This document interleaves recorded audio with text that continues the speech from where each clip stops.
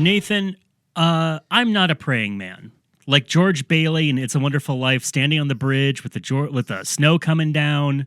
Like, I'm not a praying man, but I have been praying for one thing about this episode. Tell me you have been working on a Ringo impression. I have, but it's certainly not going to be as good as yours. That's really flattering, I guess. Are you saying I have to? Are you waiting for it? I don't want to command this out of you like a behind the actor studio. Well, I all of my speak to Ringo. All of my impressions work best if I hear them talk real quick. So just really quick, I'm going to just hit him. Okay, you ready? Okay. Yeah, you're like a mynah bird. You have to hear it and then immediately repeat it. Exactly. So, okay, you ready? Yeah. If that wasn't so funny, I'd be laughing.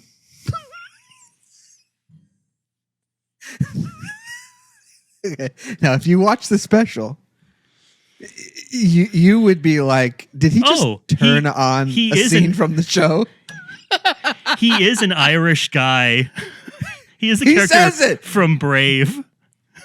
He says laughing. I'm not. I'm not really debating that. That's the line that is said. All right, here we go. I'll do my real one. Ready? Do the okay. That was the bit. That was a bit. Yeah, that was doing. That was. I was totally fun. riffing. I got to say, you punked me with that one. I can't wait for the real impression. Okay, right, producer Jeremy, get comfortable. I'm ready to laugh. Okay, ready? Ringo Starr. Nathan, pretty good, but I asked you to do an impression, not to play a clip from today's show. Sorry, I had to punk you again.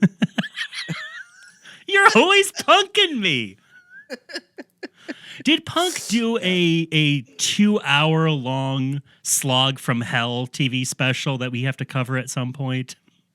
Oh, that's a great question. I will. Did the Cooch go feature length like Coocher had to be like, Jackass is in theaters. This is just as good.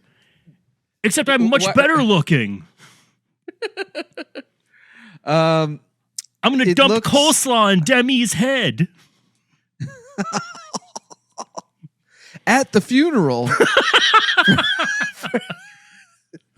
Okay. I don't know. I don't think there was. I think it is just a show. I think it was just a show. All right. Well, I'm sorry to have teased you all like that, audience. You were all at half-mast, and now I let you down real hard. A common theme here on this show, Network Special, a podcast about the golden age of appointment-based television when you had to watch what was on when it was on. But now, thanks to the magic of the internet, we can watch these programs again and again. My name is your co-host, Zachariah, and I am here with who?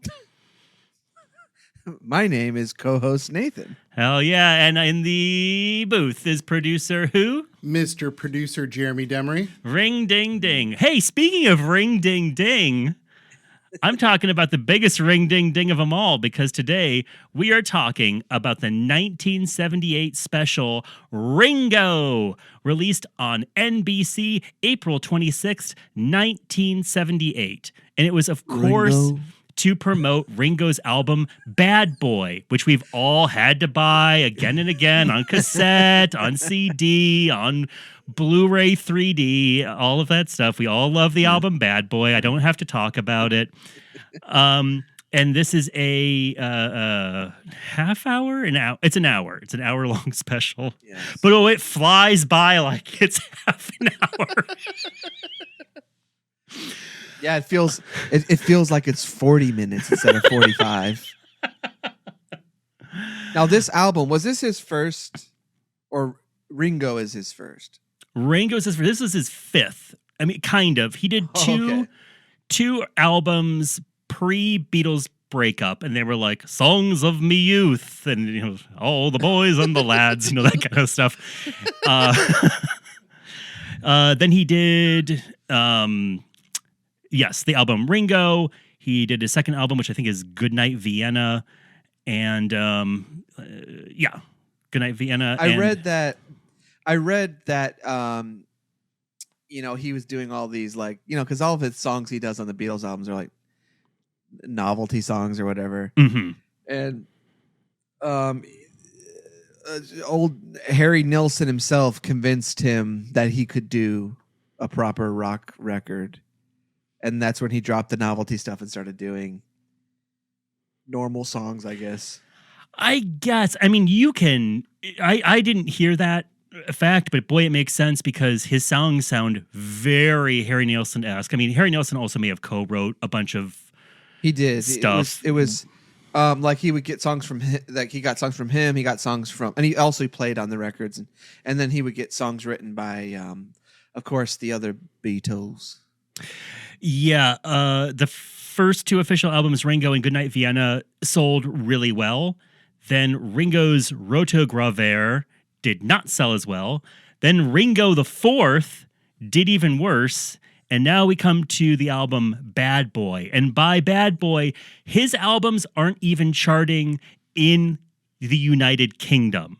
That's how low Ringo's star is at this point. I mean, it's kind of the classic thing where if you're kind of passe for 5 to 10 years, you are poison to pop culture. Yeah. You aren't like the hot item, and you're also not beloved nostalgia elder statesman yet.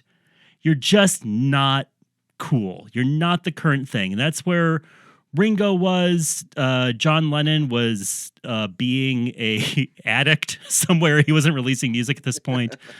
McCartney was doing stuff with Wings, but it's like London Town and Back to the Egg, like albums that only hardcore fans are really into. So even though these are the Beatles, they're not quite like the Beatles now are almost mythological figures, right? They're beyond famous. They're just like a concept almost. Yeah, I'm sorry. I'm still thinking about Songs of My Youth. All the boys and the lads. Of course, those were the albums Sentimental Journey and Beaucoup of Blues. Down at the fish and chippery. The old chip shop. Get me an order of jellied ales. Extra bones. And mash and pudding. Everyone who hates it when we laugh at each other is really going to hate this episode because I have a feeling like it's going to be every Ringo impression makes me laugh, including when I do it. So sorry, everybody, if you don't like listening to enjoyment. Sorry. Producer Jeremy, Mine give me a Ringo. I refuse. Not bad. That was pretty good. You at least could do their fake voices in Yellow Submarine. Yeah. Yeah, I got this. Have you? Yeah. Nathan, when was the last time you saw Yellow Submarine? Have you seen it now that you're older? Like, have you showed it to Marlo or anything? Your daughter? I've never seen Yellow Submarine. Oh, you'd love it. It's really crazy and colorful. I don't know. I mean, yeah, I like colors. I like colors. I'm just that's one of the songs that I like. Anytime they're doing like, you realize it is not an hour and a half of the song Yellow Submarine on repeat, it right? Might as well be. I just feel like you haven't seen it. All their acid stuff. I'm just like, get this stuff out of my face. Wait, what Beatles songs do you like?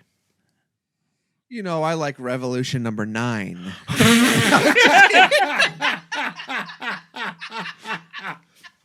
I like the edgy stuff. You know what I mean? Sure. I like, I like to play the records backwards. Well, you love to hear Satan talking to you. Truly, like my favorite ones are like Penny Lane and like anything that's. I like the Paul McCartney stuff the most, but I mean that's the same era.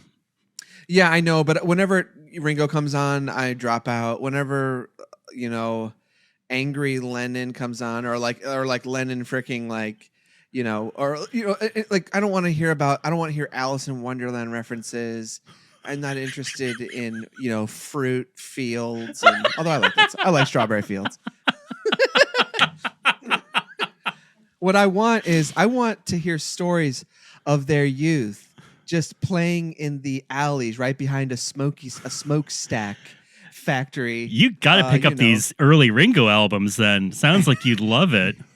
And like trying to avoid paying a nickel for an Elvis record,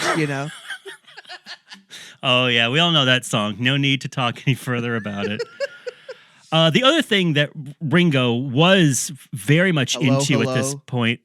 Hello, goodbye. I like that one. Sorry. Okay. Drop that in there. No. As I'm talking, anytime you think of another title you enjoy, just feel free to shout it out. Yeah. Okay, good. Blackbird. Uh-huh.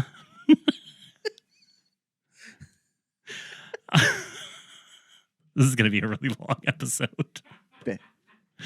Get the old edit button ready, Jeremy. Paperback writer. Okay, all right. For my sanity and the fact that we're on a slight delay, I'm going to say this bit is put on pause until the end. Okay. That was the last one. I was going to say one thing that Ringo was a huge fan of at this time was cocaine. The man loved doing cocaine. So if you think he looked sleepy-eyed and out of it before, when he didn't need any help in that department, but at this point, he is shaking hands with Jack Frost mighty hard. And especially when you get to his early 80s work, it's that really jittery programmed style music that sounds like the person is on cocaine and cocaine is coming out of their hands into a musical instrument. There's just a fogginess to it. A hyper intensity, and you wonder why this person is talking to you so close. It's kind of that energy. Although this program tells a simpler story. Now, this is 1978, and it shares a lot of the cast and crew of another big deal in the world of TV specials. This is the same year the Star Wars Holiday Special came out. This was written by the same people who wrote that special. Neil Israel and Pat Proft, who went on to write all the Scary Movie screenplays, the Hot Shot movies, and the Police Academy movies, and Real Genius. Police Squad. They did Mary Tyler Moore. And you can see there's a couple little glimmers of that style of joke that come out in this special, except instead of Leslie Nielsen doing the joke, it's Ringo. So the delivery maybe isn't as tight as the drums that he plays. The Leslie Nielsen of the drumming world, really. Yeah. One thing I came to the realization after watching this was Ringo really is only good at the drums. Yeah. Right? There's not much else. The thing with Ringo is that I think just was a bad thing that happened in hindsight is when he was in the movie Hard Day's Night, all the film critics at that point pointed to his performance and they were like, and Ringo, he's great. The sad clown. He has such pathos. He's a really good actor.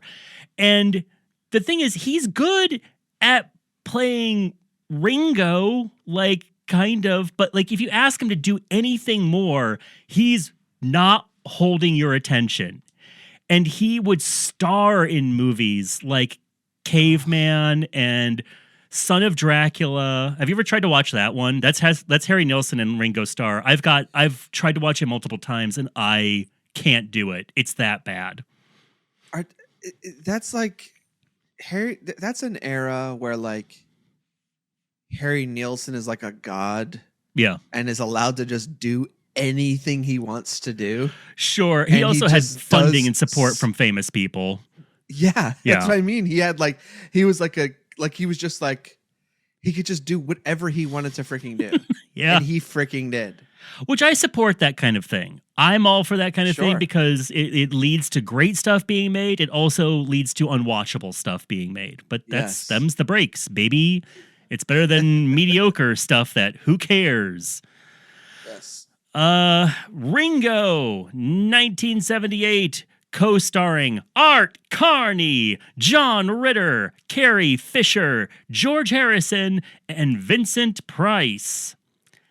They all show up. I think Vincent Price is one of the only people who is not high on goofballs in this special. And I don't know if you caught this, Nathan, but there is a bit of a tip of the hat in the plot to another story called Prince and the Pauper. I don't know if you caught that or not. Hold on. No. I'll explain. Because Ringo, you see, plays two characters. One of whom is the giant, never more popular than right this second rock star Ringo Starr. And he also plays another character named Ognir Rrats, who is a big old nerd. Oh, yeah, and they call him a nerd a bunch. They really make sure you know he's a nerd. Doesn't someone call him a donk or something too? Yeah, I think so. Now, when you think of nerd, you might think like 1950s Poindexter.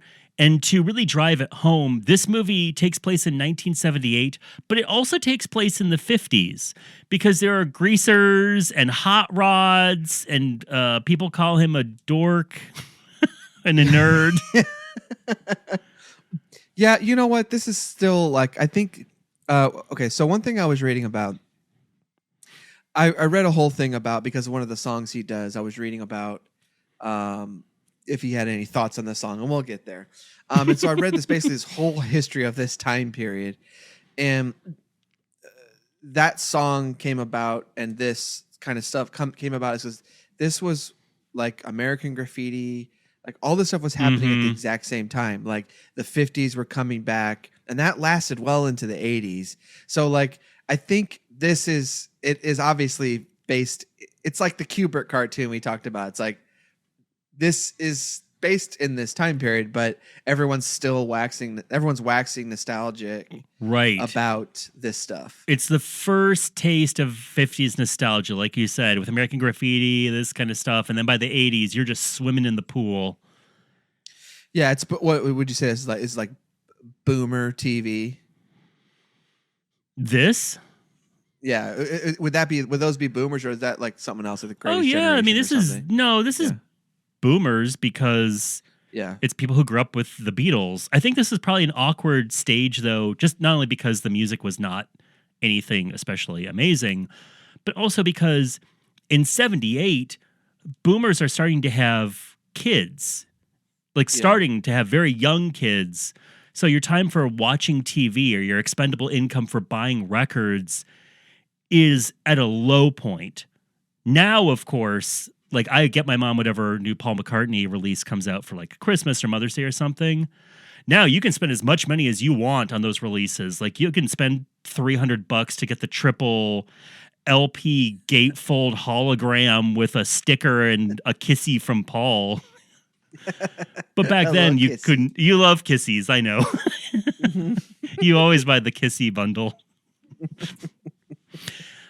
Okay, so he's playing two characters. Of course, this whole story is introduced and narrated by George Harrison and George Harrison's perm. Yes, he's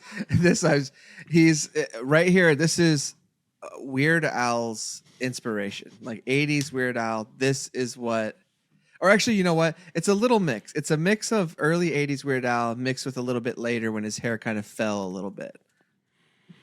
Yeah. Mixed with a dog with big curly hair. Yeah. And he's got really tall teeth. He does. He's a real Mr. T. He's got tall teeth. These teeth, they look like sideways chiclets. Like just a bunch, like just in a row. Yeah. Something about George Harrison's performances I think George is kind of the stealth funniest person in the Beatles. He definitely is. But usually his on-camera performances look like there is a gun trained to his head just an inch away from the lens. He looks like he wants to be anywhere but in front of that camera. Well, he's the one that got really deep into comedy. Like he got involved with like Monty Python and all those guys and made the, helped make the Ruddles and all that kind of stuff. So like he's definitely the one who's the most in tune with comedy, but it doesn't mean that he's not a stand-up, camera. Yeah. Again, he is funny. He just looks like he is watching that clock, praying he's done. We hear a lot of Ringo songs in this before we get to the plot. And I know you were saying, like, Harry Nilsson encouraged him to do these records by himself and get out of the novelty business. But the thing with Ringo is that you don't get the impression, and even if you watch, Get Back or anything that he's in with the Beatles, you never get the impression that Ringo is just burning with something to say. He's not like, oh, if only I could write these songs. Like, he doesn't write the songs.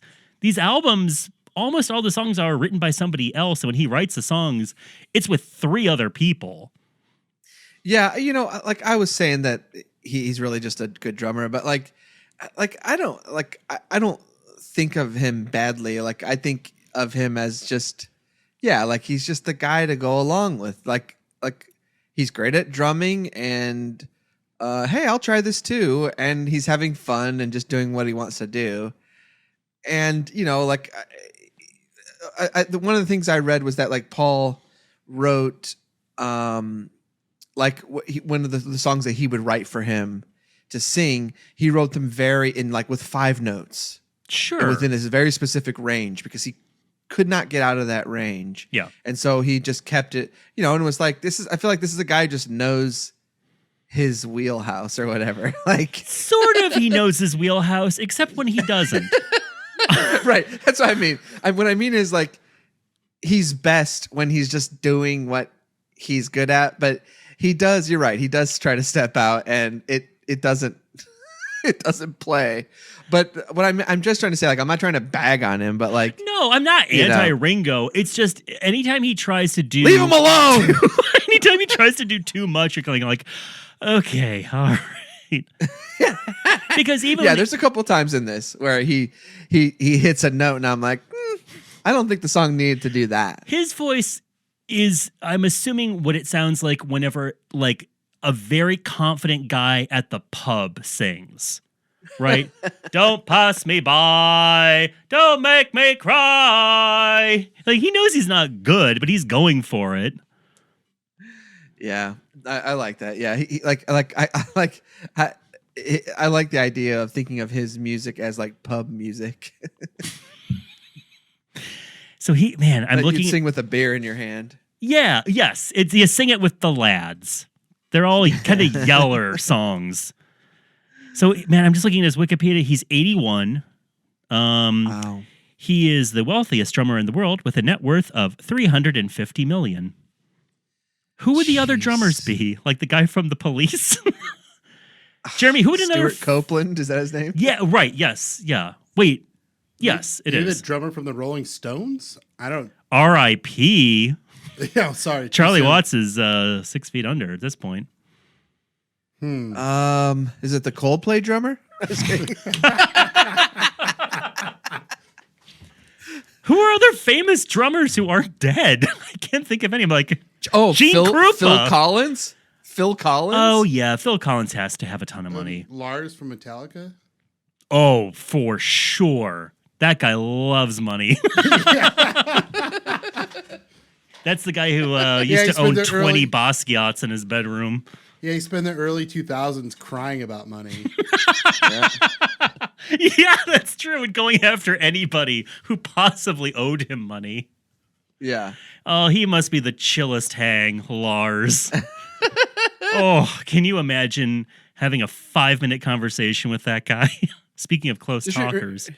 Remember that one MTV Video Music Awards where I think it was where like Lars came out and hosted and he like did a segment and he made fun of Napster, and then the guy who created Napster came out later and did another segment where they made fun of each other. Like, only one of those dudes. Both of those dudes are chodes, but like, I wasn't siding with freaking Lars in that fight, Yeah. The special. So Ringo's a big famous drummer, and he is doing the rock star thing where he can't ever relax, and he's poor little rich boy, and John Ritter is playing his agent who doesn't let him ever relax. And then Ognir Rrats sells maps to the stars' homes, and he has an abusive father played by Art Carney. That's one of the jokes that I think is most like an Airplane or something. Like we were talking about you were talking about those movies that they wrote, like Police Squad and stuff, where he on one side of the sign it says maps to the celebrity homes, but then on the other side it says maps to regular people's homes. When he's a rock star, he sells maps to regular people's homes. Yes, but that's what the other side of the sign says the entire time. Oh, it does? I thought it only said that when he was a star. No, he has it all the time. Oh, that's not as good a joke. It's like no. To me, only it made is. one It's like prop. It's like his second job. Okay. Or something. Like it's like I don't know. Either way, that's kind of a funny joke to me of like having selling maps to just I don't know to John's house. Well, it doesn't land for me. So, by the way, you have Art Carney, who is known as a comedian. Art Carney. Not playing this role for laughs. Like he is for real playing an abusive alcoholic. He's playing this like an after school special. And also, we were saying like Ringo, stay in your lane. There is some points in this short where when he plays Ognir, who is like awkward and sweet, where he almost is like good. And you go like, okay, when he's just playing kind of a put upon schlub who's kind of sweet, you go, oh, he can give like a genuine kind of heartfelt performance, and then it dissipates pretty quickly. But it's kind of like Ringo needs to play the underdog at all times. He does not work as an alpha character. No, but I think when he's playing when he's playing himself, he's not really playing like a macho guy or something. He still does the same. Is still the same kind of like. It's the same thing. That's what I'm saying. He needs to be going. He needs to be borderline playing a monster for the Ringo thing to be funny. Yeah, because people know Ringo is not like a horrific person. So if he was playing him as that, it would be funnier. But maybe you don't you don't give that note to Ringo at this point of his life. You mean one of the freaking Beatles? Yeah, right. Ringo sees Ognir struggling outside of the studio, and he says, let's switch places. Ognir becomes Ringo. Ringo becomes Ognir. It's a tale as old as time. Tale as old as time. Now, of course, to convince him, he shows him a modern ballet number set to a orchestrational rendition of Yellow Submarine. Yes, which, by the way, I never realized how much that song feels like It's a Small World until I heard this orchestral version of it. I can see maybe that. You could play if you have that queued up. If not, then sure. That like at the very beginning of it, it's got that kind of oompa. I know this is a George Martin.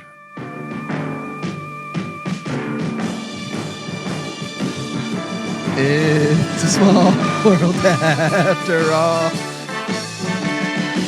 Yeah, I can see that. It's a small world after all. And of course, whenever I hear this song, Yellow Submarine, I think about people in tan leggings jumping around a set that looks like the Painted Desert. Oh, also, I think I mispronounced it. I think it's orchestral. Orchestral. Yeah, this is very much a this is the kind of crap I hate. Yeah, well, this also is like the light rock version of the already pretty light song. And then it cuts to them like dancing together and like at one point you kind of see Ringo looking at the other people to make sure he's doing the dance correctly. Mm-hmm. Yeah, this kind of does feel like a one or two take kind of thing. I guess since he's two people in one screen, they had to do it a couple times. But well, there is a lookalike that they have for the other Ringo, who always has his back turned, and from 3/4 turn behind looks a fair amount like Ringo. Yeah, it worked. It's not bad. It worked. They had a good. There's some points where they're both looking straight to the camera, and it looks really crazy because they have like a fake nose on the guy. But it kind of looks like when the guy from Ghostbusters, SCTV. Well, that's a couple people actually. Sorry, Bill Murray. No, the nerdy Rick Moranis. Yeah, Rick. It looks like Rick Moranis playing Michael McDonald when he's doing that sketch. Not playing Ringo. Yeah. Ringo wants to chill out and drive on the strip, so he rents a car from Ognir's greaser bully, and his girlfriend stops by, played by Carrie Fisher. Carrie Fisher, man, what a absolutely charming, cute actress 1970s Yes. Carrie Fisher was. I know she had a boatload of problems and addictions. That's why she didn't do a little bit more. She's 21 in this. Yeah. She's great. She's such a good actor. Yeah. I wonder if I mean, Princess Leia kind of cursed her for a while. And you have to think, you have to be a good actor to be this in love with this freaking 50-year-old or however old he is. And then this is the part where it launches into the song that I was talking about earlier about what I was looking up. And what is this song? You're 16, you're beautiful in your mind. Yeah. Now speaking of Small World, this is a cover, and it was originally written by the Sherman Brothers. Was there a background story with the Sherman Brothers where like they got in trouble for statutory rape or something? Okay, I don't know that story, but do not know anything about. I'm asking. By the way, I don't know that. This I'm 16 thing. Okay, so yeah, when you see Ringo sing this song, yeah, right? Especially he's singing it at that age to Carrie Fisher, who is younger. Playing a 16-year-old, apparently. I don't know. Guess this is the point where I was going, oh wait, are they supposed to be teenagers? Or I mean, is she a teenager? That's what I can't figure out. Yeah. That's what I can't figure out. So anyways, so this song, You're 16, it was recorded by, I forget who recorded it in the 50s though. And this is one of the reasons why he did it. It's totally one of those like, oh, this is a song I remember as a kid. Johnny Burnett. So he's just doing a cover of one of the songs that he would have listened to as a kid in the same way that American Graffiti and all that stuff is. But that guy who sang it, he would have sang it it would have been a song for teens to sing to each other. Like it was a song written for teens. I hope. It was. No, this is okay. So I found a Reddit where there was a rock historian talking about this song because someone asked, why did someone write this song? Yeah. So this song really would have been like the Sherman Brothers would have. They wrote a song for I think this song was written for the Sherman Brothers who wrote "It's a Small World." They wrote all the songs for Mary Disney, Poppins. Yeah. Yes. Like they actually, I think there was even they might have written this song for Annette Funicello to sing. And she didn't sing it. So like basically this would have been a song for them. Jerk. And then right. And so then when this guy Johnny Burnett sang it, it would have been like for his teen fans, not for him to date one of them, but for them to listen to it and enjoy it and think about each other. So that's Although it an probably innocent worked out pretty well for Johnny as well. But also, I mean, but you also have to think about at the time too, like in the South, that may have taken on a different. In the South, there was a little bit more, but in the 70s too, though, we know that like all these were freaking rock stars. Yeah. You know, the guy from the Rolling Stones married a 14-year-old, or whatever, and There are You know- so many rock songs up through Yeah. like the 90s where they're like, she's too young. I wish she wasn't 15, so she was legal, but I'm gonna get her anyway. Those are so many gross songs. Anything and there's about tons of little girl. I hate rock songs where they talk about like little girl as the way Yes. to reference their crush. So the point being that initially when this song was written, it would have been written for teens, but when it's covered, it's written for the 70s, which is, it's played for the 70s, which is a whole different story. Yeah. Man, Johnny Burnett died in a boat crash at 30. Horrible. Yeah, that was when I read about that. And this the this cover Sherman of Brothers your is this cover of Year 16 reached number 1 in America, by the way. yeah. Ringo's last big hit. I mean that's the thing. Like nostalgia was so high at this time, so it probably jumped to that just because of all these people who grew up singing that song or whatever. But it's so interesting the Sherman Brothers, where it all came from, of them like the Tin Pan Alley of like all these people in this one area of New York, like basically writing songs and then like writing all these songs. Like I saw one was called like Kosher Cowboy or something. It was something like that, and it was just like a Jewish guy who's a cowboy, but it was like they didn't release recordings. They would have released the songbooks. Right. Yeah.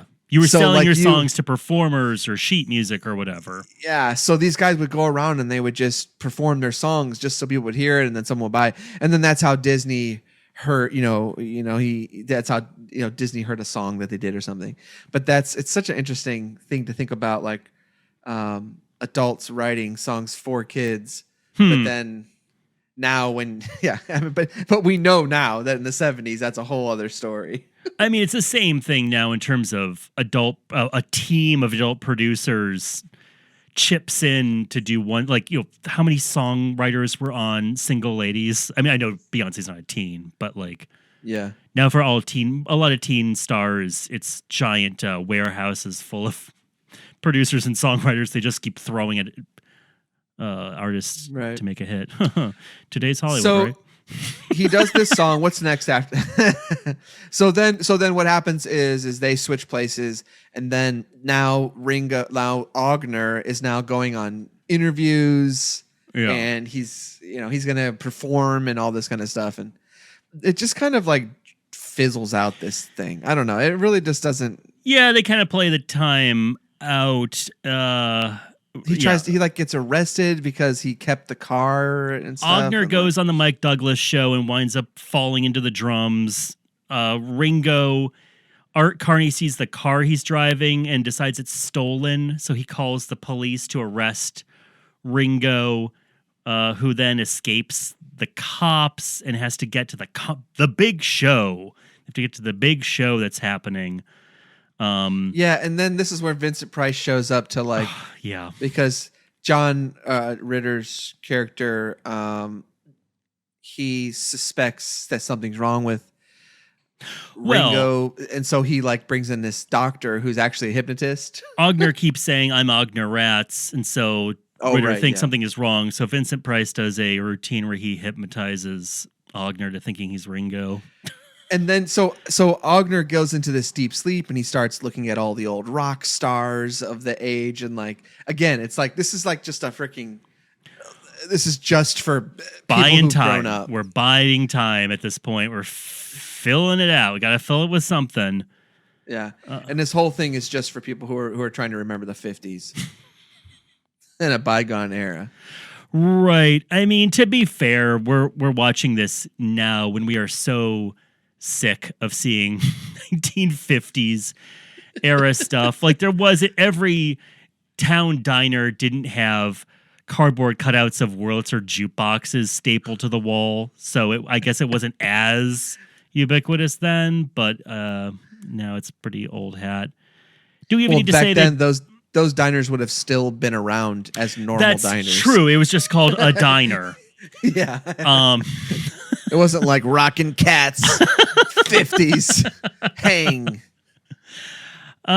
Very hurriedly, the plot is wrapped up where both Ringo's get in the same place, and he goes, "You'll be my tour manager," or something like that. And then I don't even remember that. the last 15 minutes are songs from the Bad Boy album, and boy, are they not good. They're fine. The last one, the ballad is just the worst. Exactly, they're fine. I could not remember them if you paid me to do so. They're However, you must have been excited to see your boy on piano, Dr. John. Dr. John. Oh, Dr. John was there. You know, Ringo, you gotta get the blip on the hip, and that's no ship. And you know, someone brought him a regular hat, and he said, "No, that brim's too long, baby. I need a tiny brim." The doctor's in to this hat. The doctor's in. The doctor's not into this long brim. One thing I will say about this concert, great stage. That weird pyramid Amazing they're stage. in, and like the sides of the pyramid lift to reveal the band. Oh my gosh, it's so amazing. I loved this freaking stage. Yeah. If that's the tour, I'm going on that tour. And then it ends with Ringo standing on a star singing a terrible ballad to us. Oh. You'd think he would sing like Good Night. You know, the ballad everyone knows from Ringo. That's like the closer. Nah, he has some other syrupy ballad he's trying to sell. This is always, and you know, like loyal listeners will know, this is always a low point for me in any TV's music variety special, a freaking ballad. Species no. Nathan says no to ballados. That's right. That's the famous rhyme that we wrote for that. Yeah, and it's just I don't hate ballads in life. They're never good. They're always boring and just blah. And Well, 70s and 80s ballads could be pretty rough. And I think I like 80s ballads. You like all of them? It's just I'm saying it's the 70s ones that are the most annoying. I'm going to throw a lot of early 80s because they're not showstoppers. They're show-stopping your trackers where it's just like the lead weight dropped in the middle of where the plot doesn't advance. Usually they're just singing to the camera, so nothing is happening visually. I don't know why that was always what they did. It's like, okay, time to get serious. You're just going to make eye contact with the camera for this one. At least it was at the end. You could shut it off. Yeah, right. Yeah, it's just like, it's like, okay, this is over. We can switch to the news. You know, and as much as we're saying about, this was boomer and nostalgia and all that, the Ringo special finished 53rd in the ratings, and that was against 65 programs. Wow. Ringo couldn't place anywhere near the top 20. I mean, like, I those kinds of things, you really need like a tracker that shows when people dropped off. Because I would love to see when how many checked people out. tuned in. Yeah, like how many people tuned in at the beginning versus how many watched. Because it's like, if there's 65 shows, like I'm just like, if I don't know about this, I'm not tuning in. But if I see it, I might stick around. But if everyone tuned into this and it was the number one show, and then 20 minutes later it's number 53, that says a lot, This also must have been, not must have been. I'm guessing this was the beginning of the end for this style of variety special. People may have been a little sick of this format by this point. I guess I'd have to see like how many came out after this. Right. The 78, because once we get to the 80s, this kind of thing is pretty passe. Is there an 80s version of it though?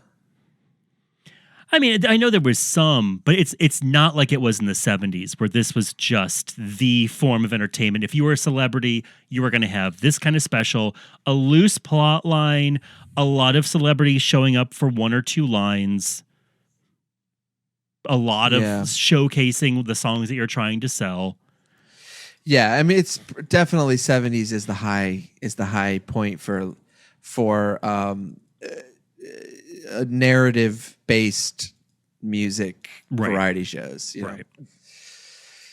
So what'd you think overall? What would you give this? How many rings out of how many Ringos out of Dingos do you give this? How many Ringos out of Dingoes? Shoo, boy. Out of 10 Dingos. I think if you are a big Beatles fan, I mean, check this out. It is odd. It is a little oddity that I didn't know existed until about a week or two ago.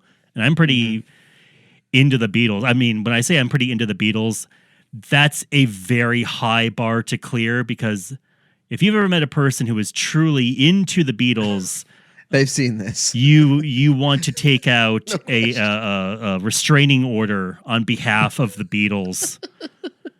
Anyone who listens to studio banter for more than 3 minutes, I'm like, okay, you gotta get something going in your life. Wow, sick burn. You hear that? That's right. All you studio get something going in your life. Banter aficionados, you dumb.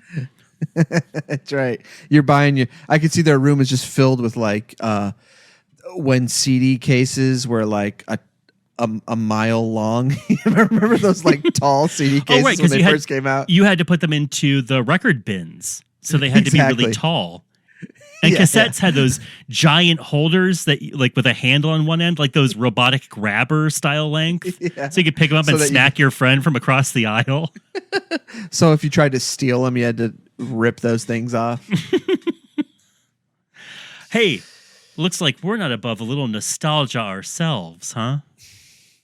I mean, I don't know. I think our podcast is pretty forward looking. That's true. We say leave the past in the past. We put away childish things. Yeah, we primarily focus on what's to come. All right. Well, Ringo, you tried, buddy. You tried and you failed. If you're listening, we do like you. We think you're a really great guy. It's just, I don't know. Ringo, hang it up. Peace and love. Peace and love. Don't make any more specials. No more specials, Ringo. It's time to hang up the sticks. Have you seen the video he made himself where he talks about how he will not be signing any more merchant? He'll not be signing any more autographs ever again. I thought it was don't send stuff to my house anymore. Oh, we can hear it right now. Let's close with this. Here's a message, just in case you didn't get it, listeners. This is what Ringo wants you to know. Something I will say about Ringo, he's in his 80s. Maybe we can put the hair dye back on the shelf. Maybe you don't have chestnut brown hair still. On his chest hair. One second. Sorry, everybody. This is the famous getting the computer ready moment. And here we go. We start off, Ringo is doing this on his web camera. He starts off at a terrifyingly close camera angle where we just see his sunglasses and his nose, and he backs up. This is a serious message to everybody watching my update right now. Peace and love. Peace and love. I want to tell you, please, after the 20th of October, do not send fan mail to any address that you have. Nothing will be signed after the 20th of October. If that has a date on the envelope, it's going to be tossed. I'm warning you with peace and love, but I have too much to do. So no more fan mail. Thank you. And no objects to be signed. Nothing. Anyway, peace and love, peace and love. I want to know what happened after. Like, why that date? I guess he's just like, look, if you're going to say something, what about all the people who have sent something in the meantime? I suppose so. He's giving a time frame for all the pieces to come in the mail. But as soon as something hits after August 20th, peace and love, you're not getting it.